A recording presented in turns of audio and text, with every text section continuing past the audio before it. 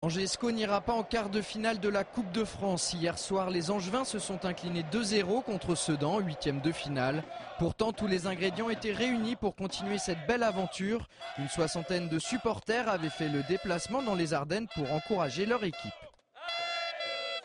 Jusqu'à maintenant, c'est merveilleux, on vit des instants formidables. Puis l'État Sedan, bien sûr, on est tous ensemble, on est tous contents, c'est la fête. Une heure avant le coup d'envoi, les joueurs arrivent au stade Louis-Dugoguez. Tout le monde est concentré et semble déjà dans son match.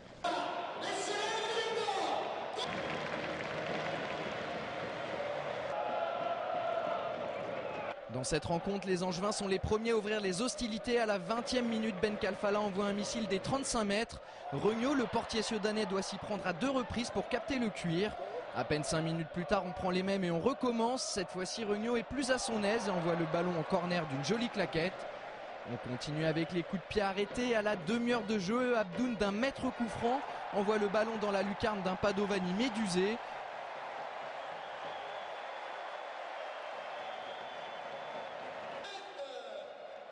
Ce but donne de véritables ailes aux Ardennais. La fin de première mi-temps est entièrement à leur avantage. Il faut un sauvetage in extremis de Leray pour éviter aux Angevins de rentrer au vestiaire avec 2 buts de retard. En début de seconde période, les hommes de Jean-Louis Garcia se procurent les meilleures occasions.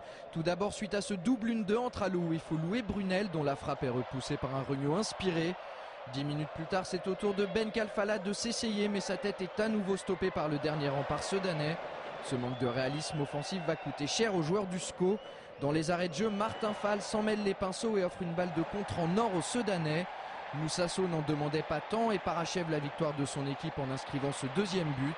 But synonyme de qualification pour les quarts de finale de la Coupe de France.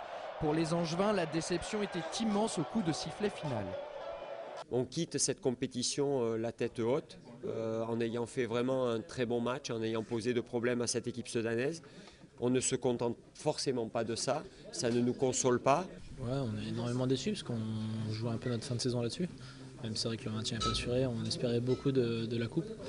Malheureusement, on s'est fait éliminer sur ils ont de la réussite. Enfin, même le coup franc est bien tiré. Après c'est vrai qu'on a des occasions, malheureusement il nous manque de la réussite.